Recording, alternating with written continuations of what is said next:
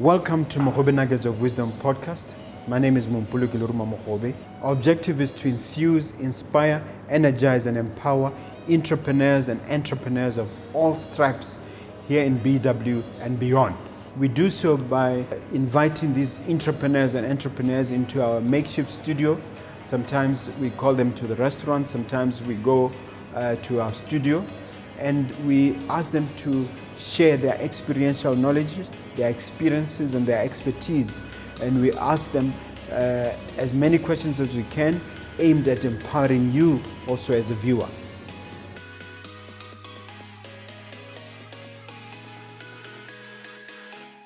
Hello dear viewer and listener. It is always a privilege and a joy for me to come to you with this program. I've been a host of this now for three years plus. So it's always a joy that you can take time out of your busy schedules to share some life-changing, impactful business information. And that's exactly what we have on this show, because we're going to talk to a real estate investor and a real estate professional. And as you know, real estate is my bread and butter. So it's going to be fun. It's going to be a little bit of fireworks here and there. But you have a lot to look forward to. And please do let us have your comments and your views as you watch in terms of how enriching the experience is. And we do love some feedback, and we do have opportunities for partnership as well. If you want to partner with us in terms of sponsorship, in terms of speaking engagements, if you want me to come and share something, I'm available. And you have our contacts here at Mogobe Plaza if you need any of our other services as well. And let me welcome you to the studio, sir. Thank you very much, Ramogobe. Thank you very much. Before I do, let me just remind the viewer, do subscribe. We want you to subscribe. We need the numbers. We need the numbers so that we can reach more people. I'm not shaming and naming or anything, but there are 10,000 of you who have subscribed, but there's 16,000 of you plus who just watch regularly and don't subscribe. Please, let's change those numbers, please. Thank you very much indeed.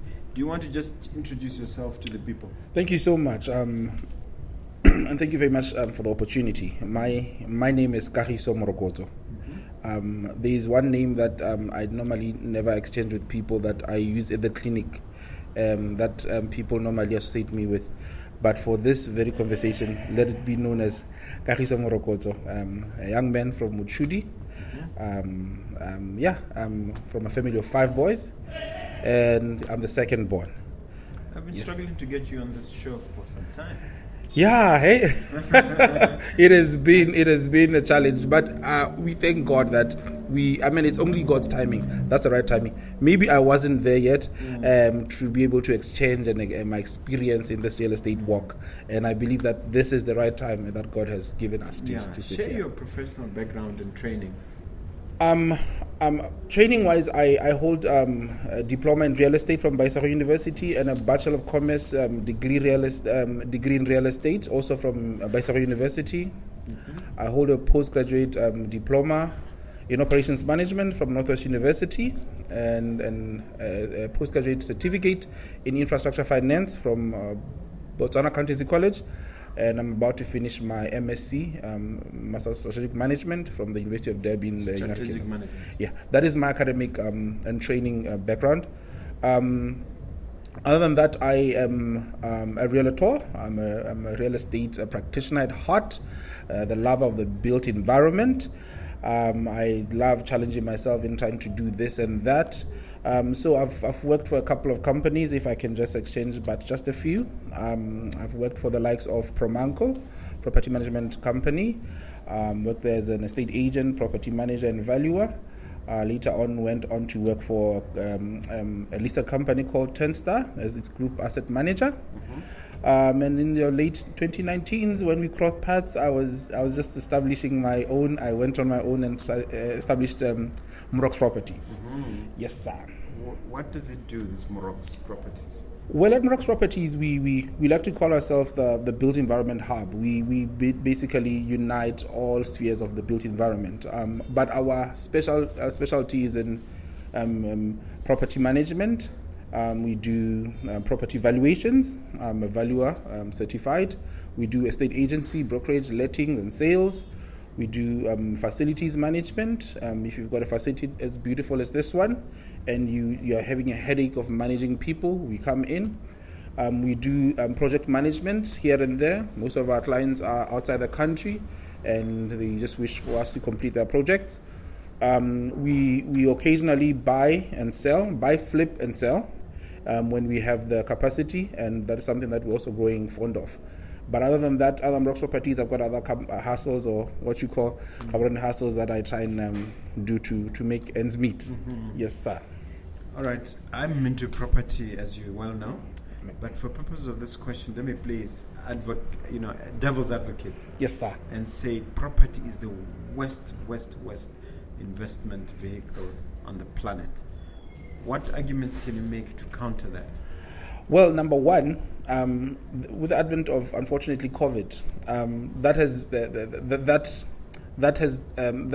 that statement has been proven false, because we've seen stock markets fall, and yet the property industry and the property market be resilient and hold.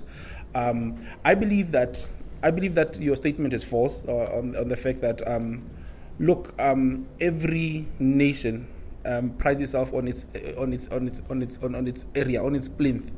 Every nation depends on its land and as a resource.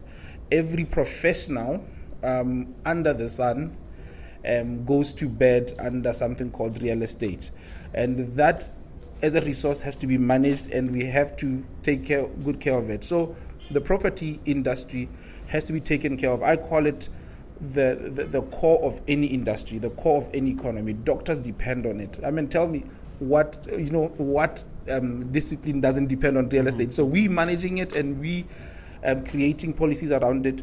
We are one of the most important people. Yes, sir. That's good. You're lucky, because I happen to agree with you.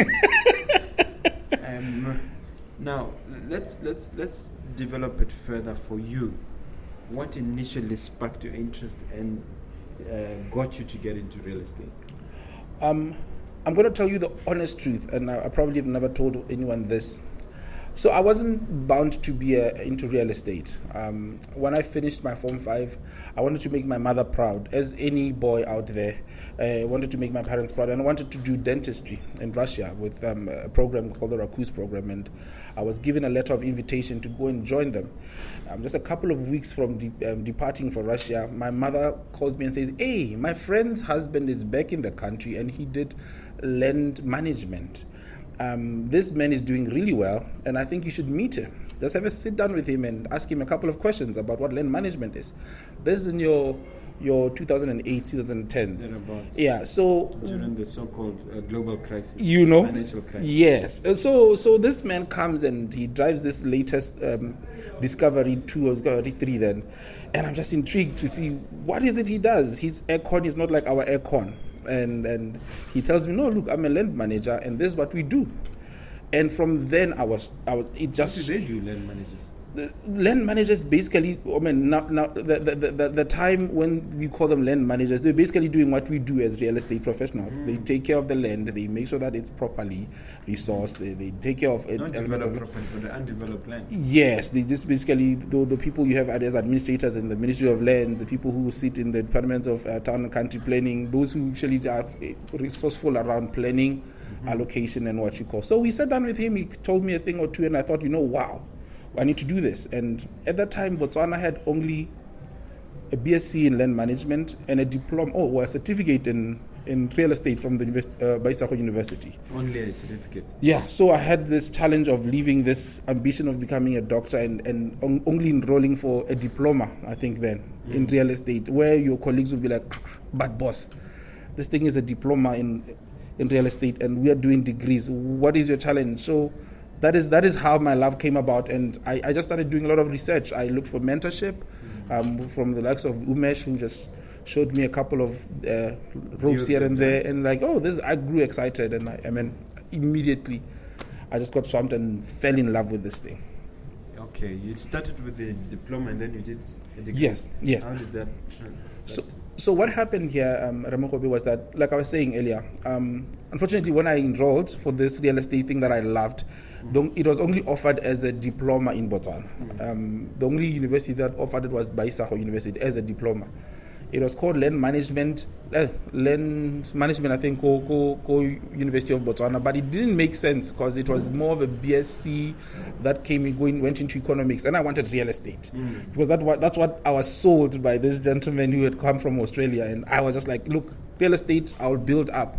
And eventually, while I was doing the diploma, they introduced the degree in real estate, and subsequent to that, I then transposed into the degree, and hence I'm here.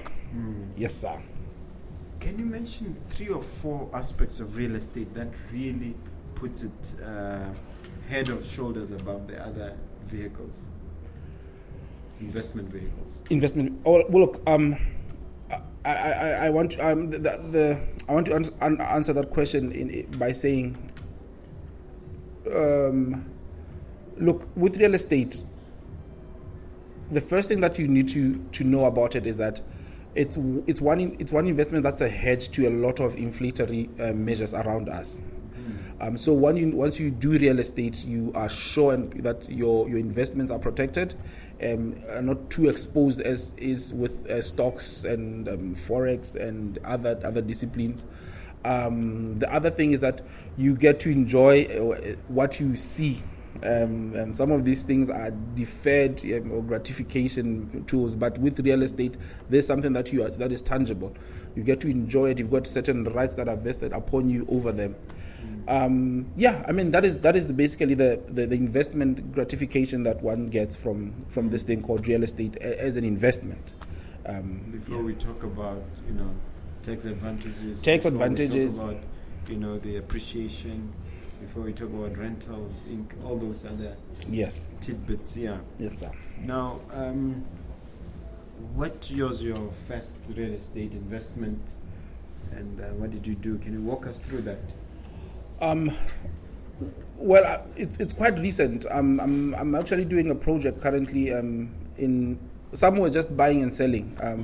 As a valuer, you are exposed to certain transactions that are exposing that suggest that only you have to buy. Some people sell under duress, and you found yourself having to buy that plot and hold on to it for a little while, and then sell it at a giveaway. Besides those, the giveaway at a profit. At a profit. At a profit. The first one was basically something in that scenario. There was a certain lot that was for sale. The owner was pressed, and I happened to be the valuer on site. It was Mompoloki. The guy says, "Hey, listen, I need to dispose of this. Me and my family are going out. Can you try sell this for me?" A couple of months later, he says, "Hey, are you struggling? Can you at least buy it from me and then see how we take it from there?" And then I bought it, held on to it. Hopefully at a massive discount. Well, I cannot confirm nor deny, but it was gratifying. It was definitely. The smile says it all. Yeah. It was a positive investment. I can tell you that's what actually throttled me into real estate and helped me actually be confident to leave my employer. It thrusted you into real estate. Yes. So that is basically how I went into the investment side, buying this opportunity properties, holding on sometimes a bit, selling or buying onto them, doing a bit of rectification here and there since I'm a valuer, and then just putting it back into the market. Yes. So you're, for all intents and purposes, a flipper. Yeah, we are. We pimp these properties. I call it a pimper. We pimp them up and make them look nice, and sometimes let them back into the industry. Okay. Yes, sir. Moroxs properties. Why the name Moroxs, and what is different about Moroxs from other agencies or other companies? Thank you very much for that question.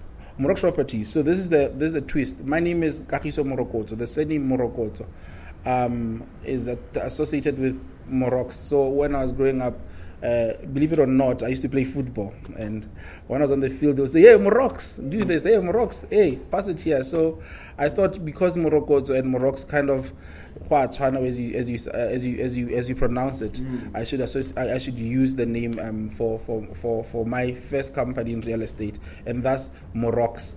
And a lot of people have thought it has a scientific background, or it has a pseudo to it. That no, but it's just basically Morokotso Moroxs. Yeah. And what do we do that is different?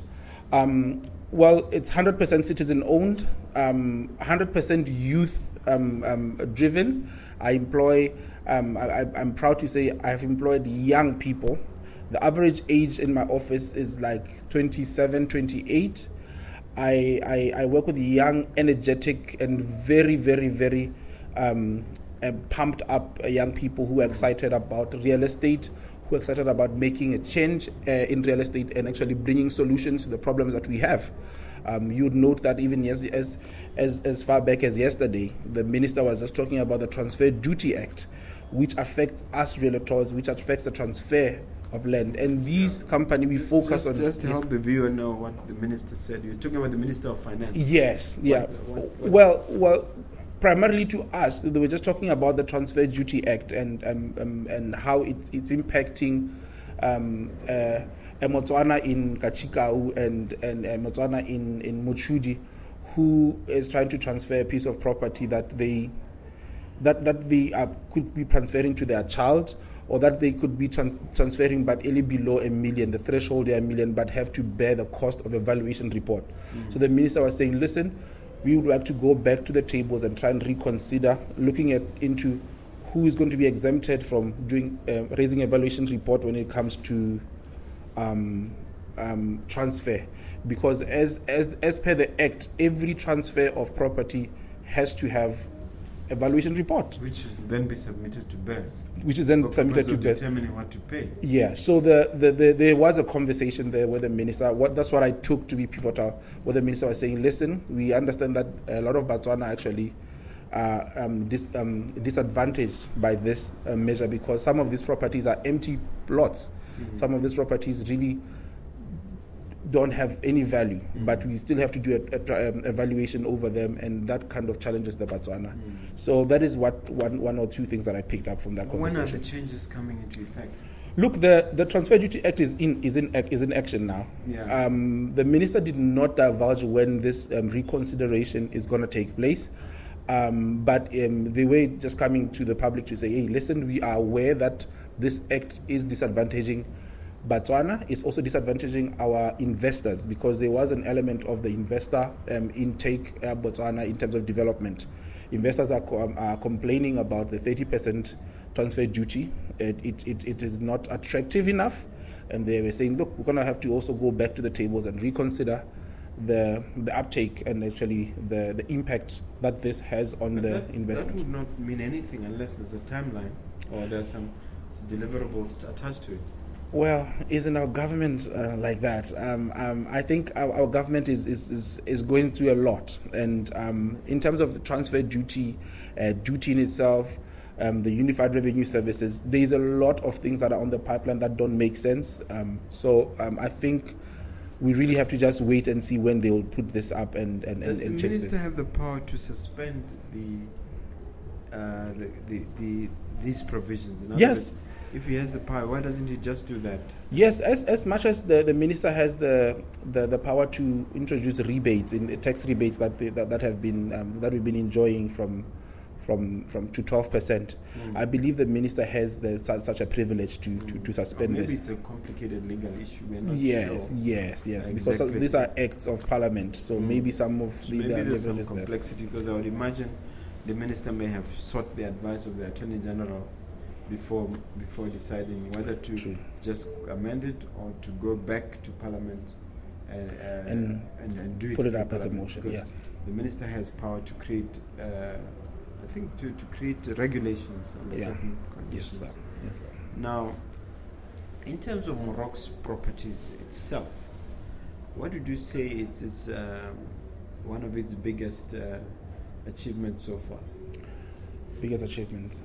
For a company that is a little under 5 years old, the traction that we've amassed in terms of a clientele is our biggest currency. We believe in customer service.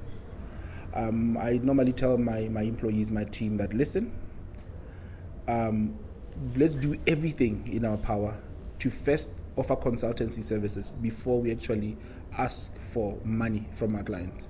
So we undergo a lot of training, workshops, trying to find solutions to the problems that we have in the built environment, and we offer these solutions to our clients. And the gratification there is that everyone we come in contact with is so satisfied that they're always recommending us. So sometimes we sit in our offices and we get calls of people we've never met, that we would never have met, but because of the service, that the quality of service that we give and the extra mile that we go, we find ourselves amassing that. So for us, what lies at the epitome of it all is making sure that we don't just throw a property to a client. You know how these our agents, for instance, do it. There's an office here at Mogobe Plaza. You're just curious about making sure that this person occupies this cavity or this box. You don't sell this unit to the customer. You need to tell them what is the benefit to this. You know, such small issues is what. They're not small. Service is central. You know, it's really central. I mean, even if you're selling a house in Block 7 to a first-time owner, you need to walk this journey with them, and that is what we do. We literally make it very personal about taking someone through the process of conveyancing, taking them through the process of buying, what this means that you say you're buying, what is a bond, what is conveying, what is a deed service, what does a deed service have to do in this, what is the bank's input on this. So that is what we do, and that is the value that we generate and actually have feedback over. What do you believe is the biggest misconception Botswana have about property or about real estate? The biggest one that was proven also by COVID is that property doesn't depreciate; it always appreciates. I think that it's a fallacy. We need to also just tell each other the truth. It's not every property. I mean, there are two fallacies. I mean, there are two myths that I think are really false that we need to correct. Number one, that property always appreciates. Well, that is an accurate statement, but it has also side track issues that we need to. It appreciates on average compared to other. Yes. Yeah. So mere Motswana things. Listen, I'm going to buy a plot in Mutshudi in Liquidity. It's going to appreciate. Location is not even taken into perspective. Development planning is not taken into perspective. So you hold on to this thing and you think, no, I'm told it's going to be appreciating. So that's the only thing I'm buying. Whereas you could be in Gaborone, ubitsa tech shop or after studying the development plan to know the zoning and the planned zoning that are coming. Yeah. No one goes to the Department of Physical Planning, Department of Maps and Surveys, Town and Country Planning. Those are the people that know where the country or the settlements are sprawling to and what's happening. But I'm seeing a lot of us just buying for the good of it. I think that is appreciated. So that's one thing that has a lot of us confused about this thing called real estate. Another thing? Another thing. Why did I forget it? Because I went on to talk about this one. Another thing that a lot of people confuse within real estate, and it's the element of valuation. I sit in as a valuer, and boy, oh boy, sometimes when a property is being valued, there is a lot of sentimentality. When we step in as valuers, that and when we come in as valuers, we look into the reality of what's there. If there are defects, we exclaim them in our remarks. If there are faults that we need to exclaim in terms of the contaminated area, if there's anything that we need to remark, it often surprises Botswana. So in terms of real estate and property, these are the things that I'm seeing common that is concerning, that Botswana assume that the sentimental value of a piece of real estate brings into aspect and appreciation in the actual value of that property. Yes. What about this statement which I keep telling my mentees that I have a problem with? You can never go wrong with real estate. You can go wrong, Mogobe. You can go wrong. People have made mistakes. I think like we were just discussing earlier on about liquidity, not knowing about the development pattern, the development plan for that area. That's where it actually goes wrong. We've got these people called speculative investors who just sometimes would go to a place like Mogobe and build a big plant there, and everyone rushes there in assuming that every development will be there, and some people get bent.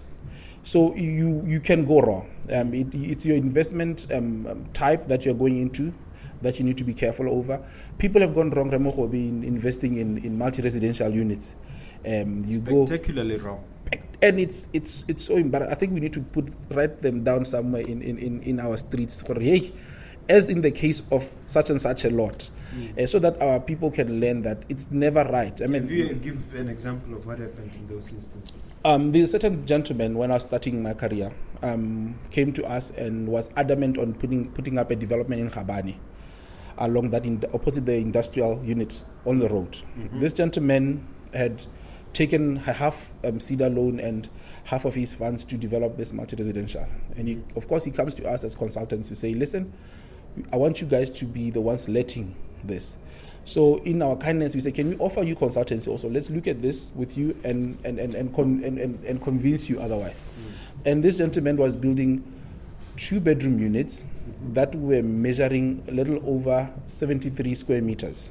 On average, a 2-bedroom for letting should be between 45 and about 53, 55. We look into the per square meter advantage, the value. And this gentleman was sitting on 73.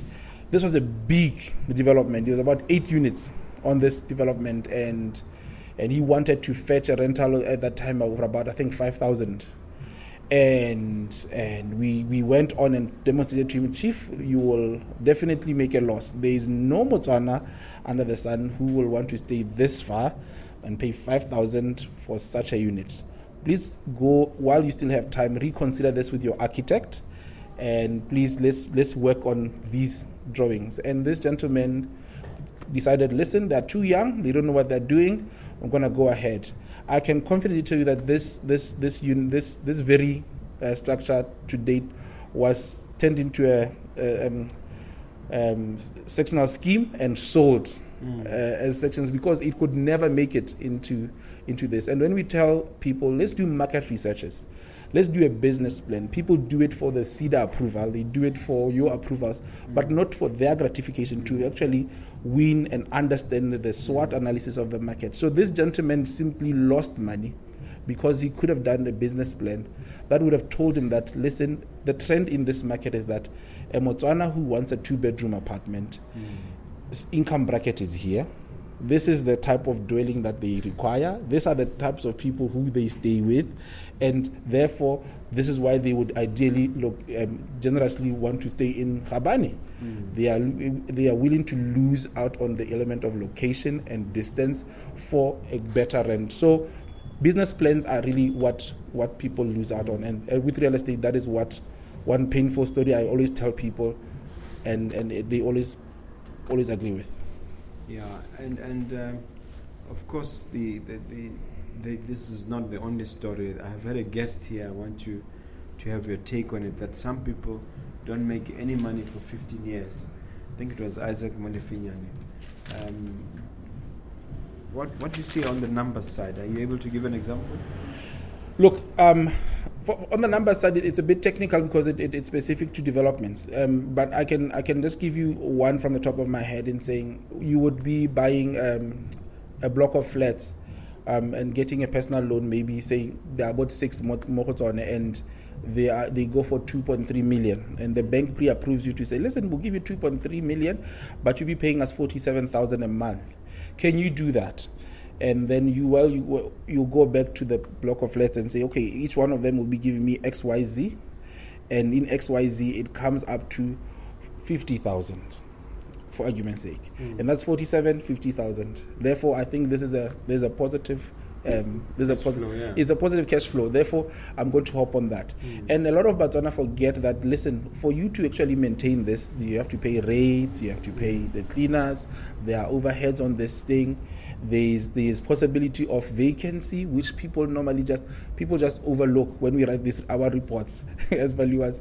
There's possibility of vacancy. 5%? Yeah, we allow for 5%, and sometimes people just think 5%. What is the likelihood of this thing being vacant? I mean, look at this. I'm buying it, and people are renting it. People don't do lease analyses when they get into this thing. 1, 2, 3, 6 months down the line, you've bought this thing. The bank is asking for just the 47. And you are failing to fulfill it because you forget that if 2 people leave these units, you can't service the loan. So you need to be really, really smart and be really careful when you are going for investment purchases. You need to be able to study the leases. You need to do a lease analysis. You need to study the market. You need to be knowing what you're getting yourself into. Of course, Botswana are not into industrial and commercial and retail. They are mostly inclined into residential and multi-residential investments. But these are things that when they come out, it really does pain a lot of Botswana to come to the point of saying real estate or property is not the best investment. Okay. Yes, sir. We've given examples of where things went very wrong. We give a couple of examples without mentioning names of where things go right for some of your clients in terms of an ideal investment situations. Yes, sir. I have a client. I have a client who works for a company, an insurance company, and they happen to qualify for a certain pre-approved for a certain amount, and they applied for these BHC youth flats, and we sat down with them and told them, listen, this thing can fetch you between 3.8 and 4.5 if you do this and that. And they went into that unit, put in a couple of granite tops, made it look impressive. Their payment terms, a little bit of paint work. We worked with them, and they pimped up the place a bit. They let the place for 4.5, and they're paying about 3.7, 3.8 Kobankeng. And that is where it turns out positive. 6-7 months down the line, they still go back to the same bank and say, listen, this is what I'm able to make. This is the lease I have on it. Can you help supplement me as I develop something in Tlokweng? You're talking about equity release. Equity release. So the bank goes in and says, listen, we believe this is a positive risk. We can take this risk with you. Let's work on it. Let's show us the plans, show us the building, and show us the location. Can you allow us to secure this too? And as we do that, and this has, with this certain client, it has now manifest into actually a couple of properties. They are considering buying a plot in Palape. So these are the small stories. I'm not going to go into the big ones because those I don't believe a lot of us will understand. It takes big boys there. You'd be surprised. You'd be surprised. So please, don't hold back. So these small ones, this is where it simply makes a lot of sense. One other instance, Mogobe, I'm going to keep it low. I come from Muchudi. An old high school buddy of mine comes to me and says, hey, listen, man, I just got confirmed at work. I have a plot I was given by my parents. I want to build. What can I do? We sat down and said, listen, go Muchudi, this is the problem. We believe in market research. And it might take a bit long. But eventually it manifests into something positive. So we sat down and looked into the population of Muchudi, what the need is. We learned that no police batoka accommodation, the nurses batoka accommodation. Therefore, we went and did a survey. Gave them a questionnaire. They ticked and told us what type of accommodation they want, and they told us, listen, if you have to give us this, we will build it we'll tenant it. Therefore, we're giving us a letter of intent. So we went and sat down with this guy, sat down with an architect. We drew exactly what the market wanted. And I'm telling you right now, this guy makes around 11,000 a month. And this guy is someone who's sitting on your D3 income scale, and he's enjoying this because we were able to sit down, properly plan. If he carries on with that, he'll be able to fire his employer. That is the truth. You see, that is the truth, and that is the epitome of it. Really, Mogobe, is that I believe that we need, with real estate, if you do proper market research, you do a proper business plan, and not the one that you submit. Say, what is the SWOT or what are the forecasts looking like? The one that you are involved in, and you are able to say, listen, this is where I see this in 10 years.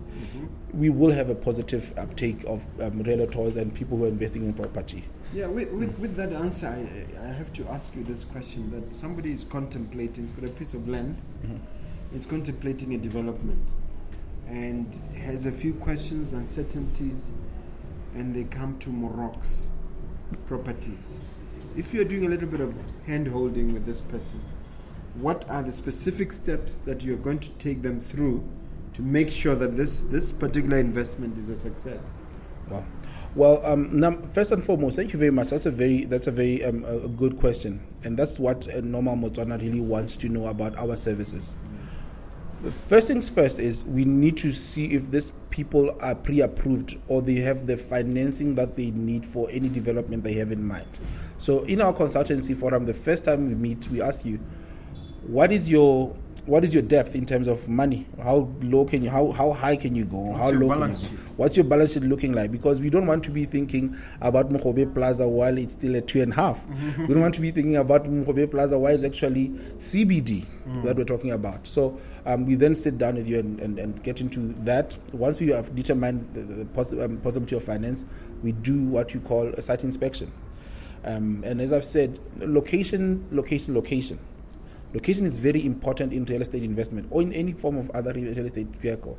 So we invest, then go on site and look for the highest, best use of that particular plot. And we're sitting there, and we actually sometimes uncover that the zoning here is actually it's a single residence, it's a multi-residence, it's a civic and community. This is what you actually can do on this, contrary to your belief. So we then guide each other, we help each other understand this. And then we take it to, because we are a real estate hub. We've got architects inside us who help us. We've got lawyers who step in when the time comes. We've got structural engineers. We've got people. We've got a team that basically say, listen, now I'm raising my hand. This is my chance. Come, let me meet with this person and demonstrate to them what our job is. So we just take them through this series. We mostly take them through the banking and the bond. We take them through the deeds, conveyancing process and side of things. And after we've done that, our engineers take over. We do project management. They take over and actually walk them through this. But in all this, even in relocation, sometimes relocating the client, we extend that service. I know sometimes it might sound silly, but we are the ones who looked at for that Matsilonyana to remove you from the old house to the new house. That's how our service is our value add is. So that is basically how we go about it. We believe that Botswana and Ronaldo Botswana, sometimes we don't understand this, and therefore our job is to make sure that our Botswana understand, and therefore they can actually act wisely and be able to take informed decisions. Yeah, you wear multiple hats, yes, entrepreneur, employer, realtor. Yes, sir. What significant lessons would you say you've learned wearing these multiple hats? I believe I have a simple life motto: work hard, pray hard, and wait your turn. I believe that if we work hard and earnestly work hard and we pray really hard, when our turn comes, we'll be able to execute, implement the change that we need in our lives. I'm a mentor. I'm a brother. I'm now a husband. Congratulations! Thank you so much, man. I'm a managing director, and with all these, my responsibility is that I need to exemplify and be a great ambassador and a steward of the built environment, in discharging the greatest integrity, confidentiality, and make sure that there's professionalism in what I do, how I emote, and how I walk.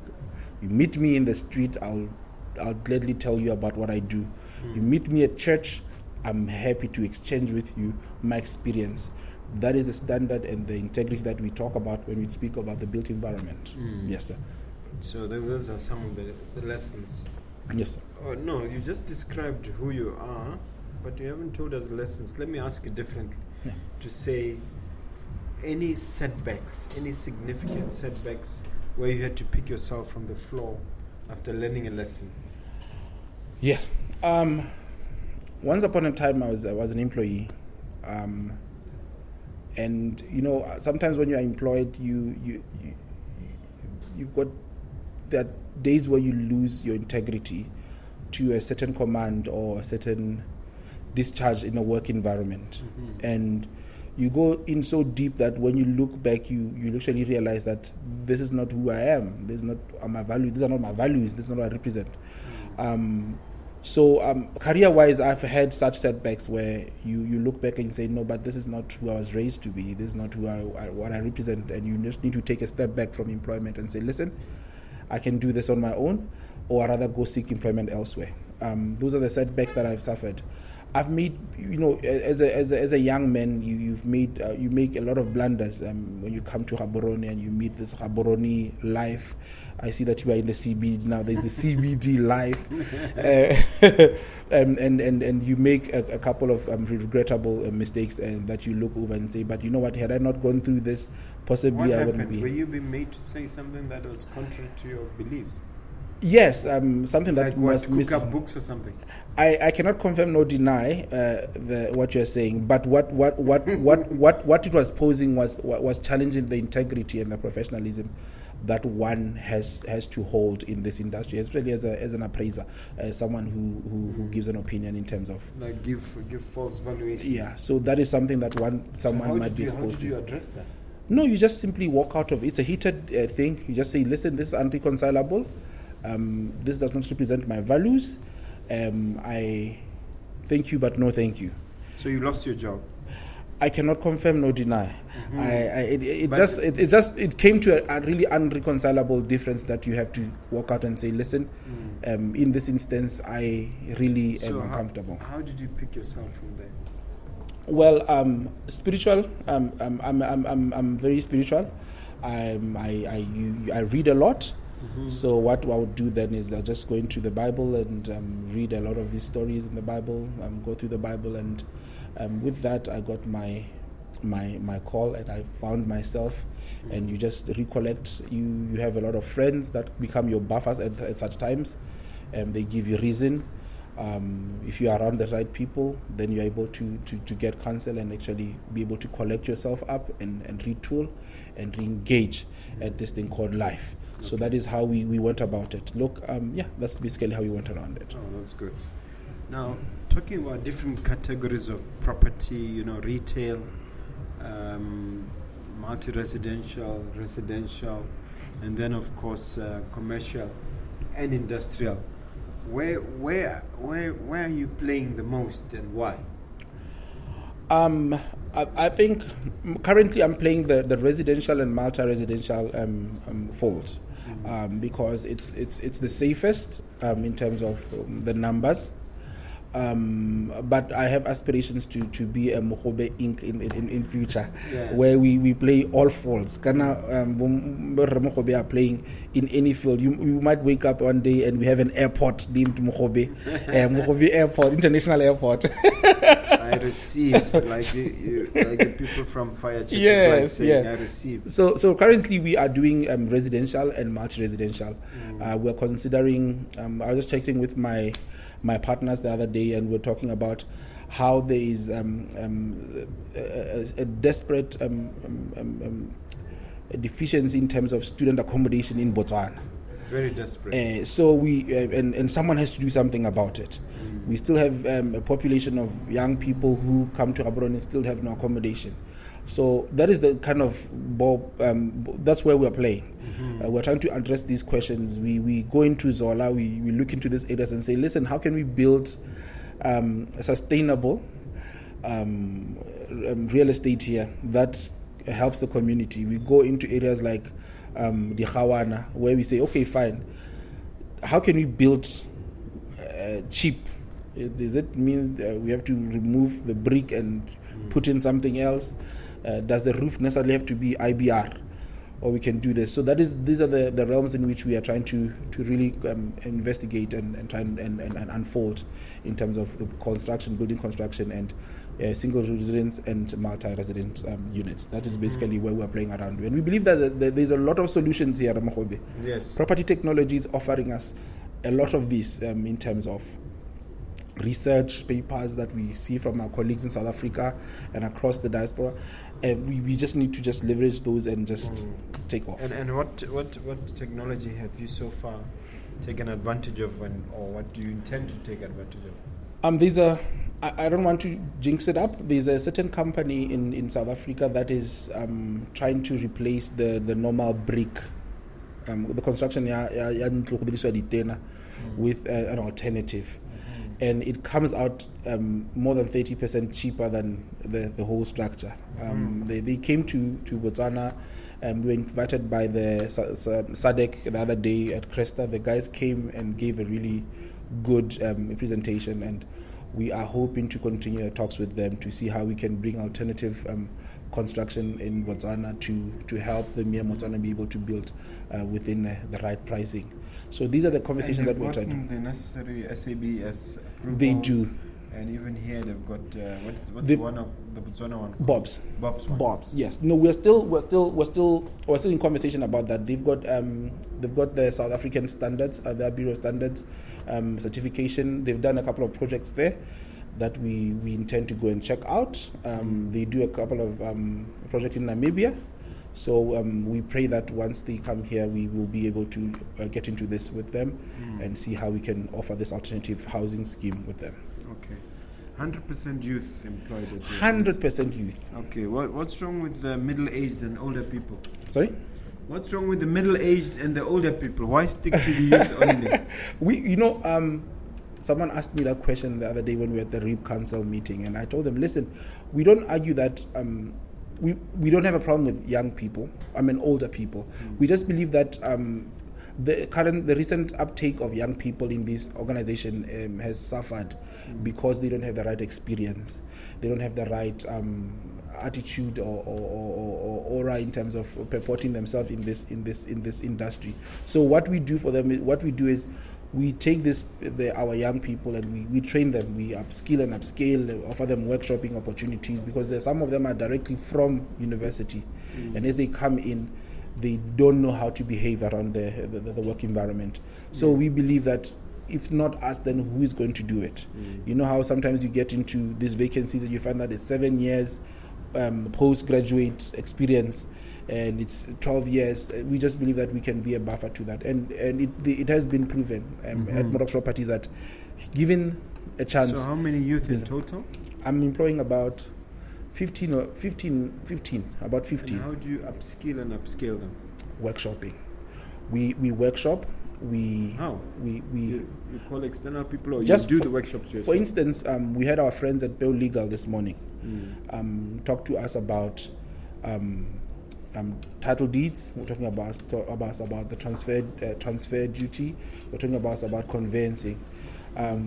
We have friends in the real estate industry who have academies of real estate academies who come in and offer training in terms of understanding the real estate. There's asset management where people don't know what it means, and we just really just emphasize on capacity building, teamwork, and giving our young people a chance to actually grow. We believe, Mogobe, that Botswana is currently suffering with unemployment. We believe that if given the chance, a lot of employment can come from real estate. We've got government buildings that lay vacant, that lay distracted because of lack of facilities managers and property managers. And those are people who are trained. We've got people who are trained to manage these buildings. When last did you go to a police station and you didn't cringe as a developer or as a property owner because their dog, the condition. When last were you in a hospital facility and you feel, listen, as a real estate person, I can come in and fix this within a snap. So we believe that by giving these young people a chance at understanding what they can do in offering solutions, by the time our government realizes that facilities management should exist in every facility across the country, that is government, until the government of Botswana realizes that property management actually goes beyond collecting rent, until our young Botswana our government realizes that property valuations are also an indicator of the wear and tear or the growth or lack of this real estate piece of real estate, we will not have anywhere to go. And I believe that it's only young people who will take us to these solutions in terms of real estate. Well, you mentioned that you're mentoring the youth. Who's mentoring you? Or let me put it differently. Who do you look up to? Who are your heroes in this space? I don't know how to put it. I read a lot of I read and watch a lot of Mogobe nuggets of wisdom. I believe I grasp here and there. But in terms of active mentors in this industry, I don't have any particular mentor at the moment. I used to have Kabelo Brown. I think he's been here. He used to really guide me a lot when I was growing up in faith and also in spirit. Good man. I like I said, I look up to you. I enjoy reading about you. Once upon a time, we sat under a tree at your house, and you're telling me about this very development, and you're still having it in a brochure, and you were so passionate about saying, look, this floor here, this will be here, this will be the car park, and it was still something that's on paper, and we sit here today under a very beautiful building, and we silently just take these energies in and say, one day I want to be what this gentleman is doing. So with me, mentorship is not really active, but I really want to believe that it's in these moments where I find this and that, and I grasp one or two things. So you are indeed my mentor, if I may say. Thank you from the distance. I appreciate that. Listen, when it comes to books and podcasts, are you active? Are you in reading and learning? And if so, do you have any recommendations? Books are, ever since I started doing this school thing, I stopped reading books besides the ones that I read. So I'm not an active reader as current. I used to do your Robert Kiyosaki's, Rich Dad Poor Dad. I used to really go into this business, the journals. I used to read a lot of journals, but in terms of active reading, I am not. But with podcasts, of course, like I was saying earlier on when we started the show, I listen to a lot of Mogobe nuggets when I drive around the country, and I can almost recite those that were real estate. You spoke about Remuli Finyane. I listened to it. There's a young girl who came the other day also, who was talking about her experience in real estate. I was just drawn to picking up where we could fix the industry and this and that. But other than that, it's basically me and just picking off people's energies as I walk around. Mr. Moroxs, I'll call you Mr. Moroxs. If you had to pick a magic wand and you had the power to fix things in this industry, what do you think would give you most pleasure to correct or to give attention to? What would you fix? Aspects or land reform is something that I really hold really close. Land allocation, land reform, just from the Botswana and a Motswana perspective, I would want to redecorate that. I work in an industry where Mogobe, Motswana allocate a ploto on Monday, and on Friday it's for sale, and it's been sold to a foreigner in most cases. We work in an industry where we come in to appraise buildings and properties of people who ordinarily shouldn't be selling, but because they are pressed to impress 1, 2, or 3. So this becomes overwhelming, because the same people, you meet them 3 months down the line, they are in need of 20 pula. Yet they were holding on to quite a good investment. So if I had that wand, I would try and redecorate and bring to understanding to Emir Motswana what the value of land and property is. I would bring it to the education system. I would introduce a subject called land management in our primary schools up till university, because our counterparts in different countries do come and compete here, but we don't see the value of land. We are almost immediately ready to dispose. Throwing it away. Almost. And unfortunately, in my career, I see this. I see how there is a rampant allocation of land across land tribunals, land boards. And I see how almost immediately when they walk out of that allocation, it's for sale. I see how we are not managing to exploit the potential land has in our cities. Do you think this is a function of lack of financial intelligence or lack of land management skills? I believe that in the Bible, one of the causes of war in the Bible, the highest cause of war was over land. If you read the Bible carefully, most of these wars between even in history, land has been at the epitome of it all. We need to ask ourselves why land is so valuable. Every rich guy we talk about, Donald Trump, Elon Musk, they have their investment hedged on land. So I believe that it goes beyond even education. I think it's something that we omitted to emphasize when post-colonial. We omitted to mention to our babuta pele paletso gore bolella gore le hatsi le tlotlo khota wa eng, and re tlhoka go. They were talking and we're not listening. We're not listening. So we currently live in a world where if we are to foresee Botswana 50 years from now, it will be Botswana in name, but it will be owned by different multinationals because of the rate at which we are letting. Would you say that the average transaction you do in your business is from a Botswana to a foreigner? Yes, I can confidently tell you that that's what's happening on average, or it's from in terms of investment rather. In terms of investment, is exactly from a Botswana to a foreigner. But in terms of like residence, you would say, yeah, it can be debated to be Motswana to Motswana because they work and this and that.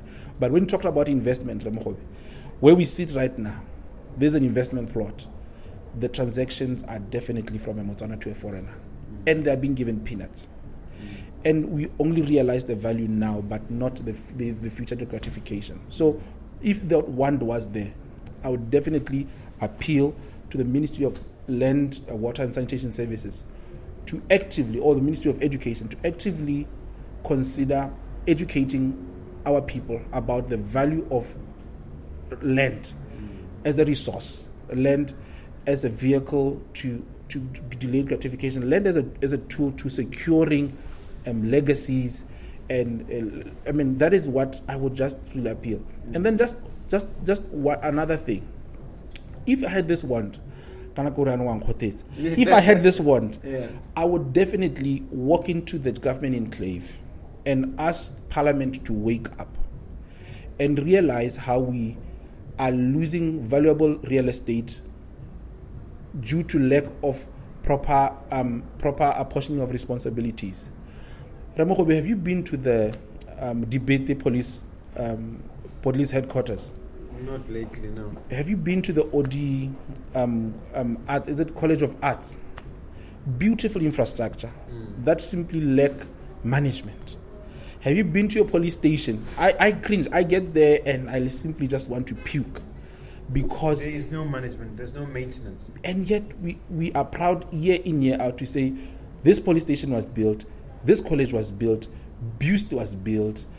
Hospital was built, this was built, but our government is not coming up to say we need to then manage this little thing that we have, and we can appoint. Is it because we don't have facility management professionals, or it's because the ones who exist are not capacitated? I believe it's actively. We've got the right skills. Universities of higher learning here in Botswana produce.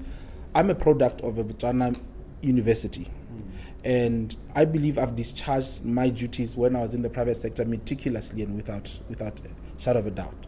I believe that training is okay. I just believe that our leadership should get into this thing. It's nothing to do with my question.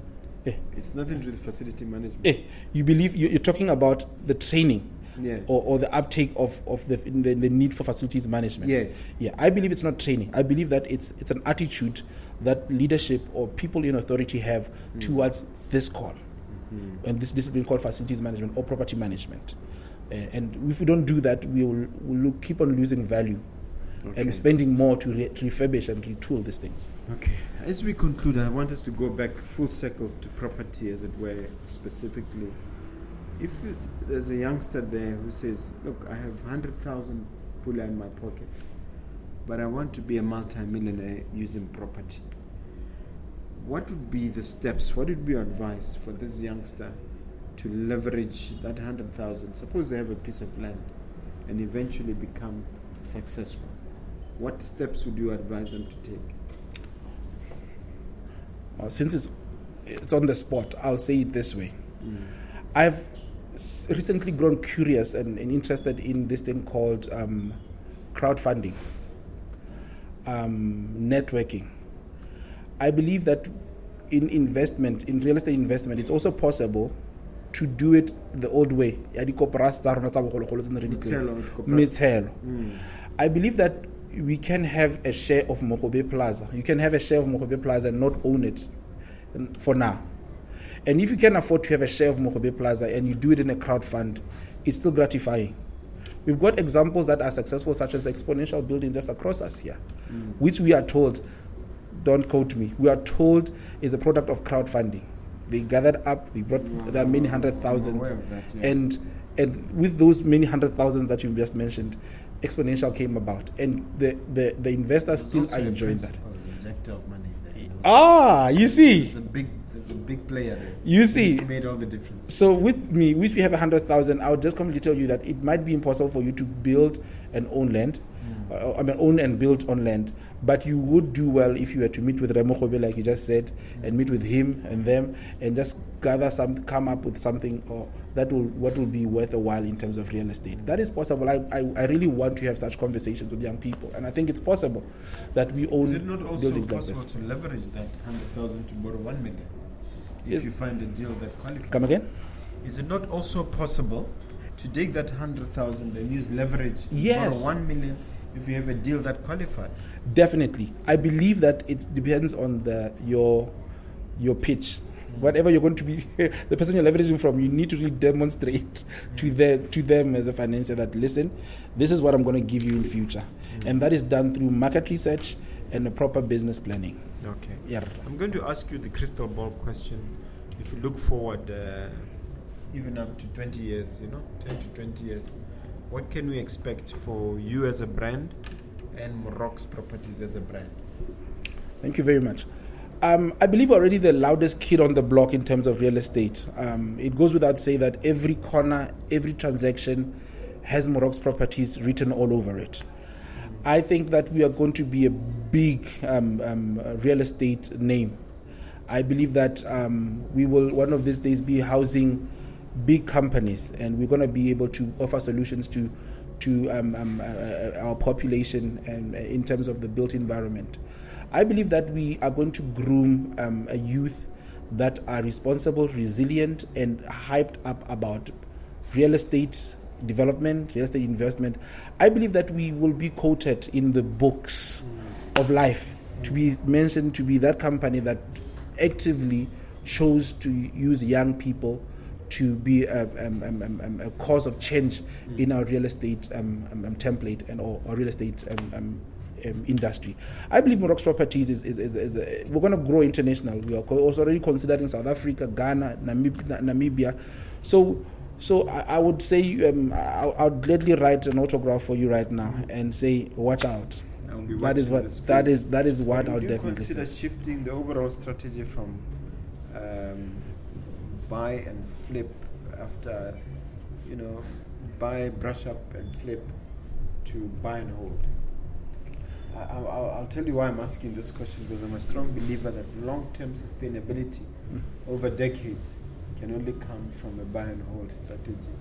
There's limited utility for buy and flip, because buy and flip, in my opinion anyway, and I've had guests who've debated this with me, buy and flip is only good for cash flow, but is not good for wealth storage in the long term.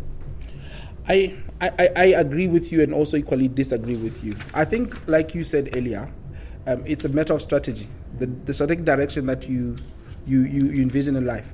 People who hold are building a portfolio. I come from the asset management background. People who hold definitely get gratification in future. But like you just said, for cash flow purposes, for you to continue being able to amass a greater asset portfolio, there are instances where the strategy is at a certain level where you need to buy, flip, and eventually you have the right financial power to actually unlock other potential real estate investments. So it just depends on the strategy, and the key word there is strategy. One needs to have a strategy. It doesn't have to be an impulse. A lot of us get it wrong. We think it's an impulse. How do you feel about this house? I get a lot of people call me, Kagiso, there's a house in Block 7. How do you feel about it? Can you come and check it out for me? It's not a feeling. It's not a feeling. Investment is not a feeling. It's a strategy. It's something that you do deliberately. You sit down, you count, you measure. So I think the strategy is what that lies eminent and actually pivotal to the real estate investment and growing a portfolio and optimizing that portfolio. You can be holding, Lerumo. You can hold on, like you're saying, to a very bad investment that drains you. The numbers have to make sense. Yes. And sometimes it's really difficult for you to offboard because of if your strategy is hold or hold. Sometimes it becomes very difficult for you to cleanse yourself of this thing. You know that this thing is killing you, and that rental at 1,000 is making more sense. And this there are people who are saying and just the holding. Yeah. Well, I'm assuming you'd have bought correctly in the first place. Okay. No, I think we've covered all there is to cover. This is the time now you can ask me a question. How are you able to hold on to property for long? I think we just spoke about something that is very pivotal. How does one create the capacity to be able to hold and actually convert a cash flow in a piece of real estate to become a portfolio worth reckoning? And what instincts have you chosen in your investment growth to allow you to be able to choose? Question more clearly, you're saying? Your strategy in holding. What tells you that this one you need to hold and actually move from that? And also furthermore to that, how do you choose your investment classes, if I may ask? Well, we invest across three main classes, which is multi-residential, commercial, and industrial. Those are the three main areas. We're avoiding single residences for obvious reasons of economies of scales and risk. If one tenant leaves, it's 100% of the income gone. Whereas with multi-residentials, for instance, if you have 10 units and one tenant leaves, it's only 10% gone, or 2 leave, 20% gone. So economies of scale work better for multi-residentials. That's the reason. So we're slaves to numbers. I'm a slave to numbers. I do not allow my emotion to come into the picture. So the numbers dictate strictly. And this is something that I talk to the staff endlessly. This is something that I try to beat into my mentees endlessly. Don't fall in love with the brick and mortar. Fall in love with the numbers, fall in love with the deal. And once you do that and have the discipline to use some of the key metrics. What are the key metrics? The yield, for instance. Yes. The capitalization rate, yes, for instance. The 1% rule, for instance. And there are a number of little metrics that we use, about 5 of them that we use. Once we tick these boxes, then we take a closer look. We would have things like a mortgage calculator, which enables us to determine whether or not we'll be in the red after or not. So yes, sir. Our slogan is make profit from day one, cash flow from day one. So I believe very strongly that if you buy only assets that cash flow from day one, you never go wrong. Even when it comes to our development strategy, yes, sir. Some of our assets we develop, we physically build them ourselves. Our attitude is that whatever is in the BOQ as a cost of building the structure, can we do it for a lot less? Sometimes we've been lucky, we've been able to do it for 50% of what's on the BOQ. What? Sometimes we've been able to do it for 2/3 through the discipline of ensuring that when you purchase, you get discounts. when you purchase, you don't have excess fat when you buy, and you don't have your builder ripping you off. You make sure that he gets value for money. Of course, he's got to make money, and then you have to watch. So this is how we've been able, in a nutshell, to do reasonably well and to stay above water. And I only realized how the strategy has worked for us when we had COVID. Yes. We were suffering from up to 35% vacancies. We then discovered, that original strategy is the only reason we're on our feet. Wow. Because we never had to sell anything, and we never had to retrench any employees as such, with the exception of those in the restaurant. We had to retrench non-us. But within the real estate field, we didn't have to. So I don't know if I've answered your question. You have done even more than that. You've opened my eyes. I really appreciate it. Can I just chip in one more? Yeah. Please allow me to chip in one more. Valuations. You build this big, beautiful buildings. What is the level when you build? Do you take valuations into heart, and what is the impact of location to valuations? Well, you've said it yourself: location. So, yes, valuations are ideal. For instance, the bank, before they release money in your building, they will say, "Give us two valuations: current valuation and as-built valuation." Mm-hmm. So you have to find a valuer who gives them as-built, so that they can release money on the basis of what you're going to get, and then you come to them on the basis of a development plan over time, so that they know if they give you a moratorium. Sometimes you get two types of moratoriums. One is an interest only, the other is maybe capital only. Sometimes, if you're lucky, you get a combination of both, like with SIDA, where you don't have to pay anything. Yeah. So during that period of a moratorium, you have to be watching very, very carefully, based on the valuation that you develop within that period, so that by the time you can start enjoying. You start enjoying, you have found your tenants, and that, we can go on and on. If you talk about property, don't get me started. Don't get me started. You're going to be excited. I am really excited too. Yeah. All right. As we conclude, please have a look at that camera. Yes, sir. And leave the viewer with a motivational message. All right. My motivational message is here. It says, guys, let's go out there. Let's work hard, pray hard, and wait our turn. By waiting our turn, it means that we take responsibility of edifying ourselves on issues that concern land, real estate, and make sure that we are equipped enough to be the future leaders that our country needs. So let's go out there, be responsible, work hard, pray hard, and wait your turn. Thank you. Okay, wonderful. Can you tell them how to reach you? Give us all the contacts, including the physical address. Yes. We are located in Commerce Park, plot 170, unit 10.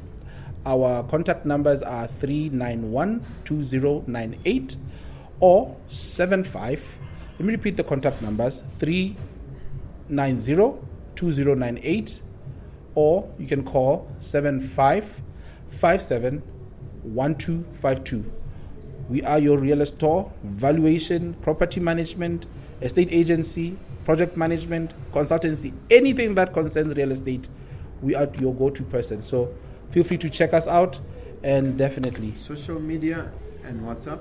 Our social media handles are at Moroxs Properties on Twitter, Moroxs Properties on Instagram, Moroxs Properties on Facebook. We are on TikTok. I understand. I'll check with my staff. I forgot what handle they are using on TikTok, but any that has Moroxs Properties is who we are, and we're excited to help you. Reach out. Thank you very much indeed. You've been a powerful guest. Thank you very much, Mogobe. I've learned a lot. Okay.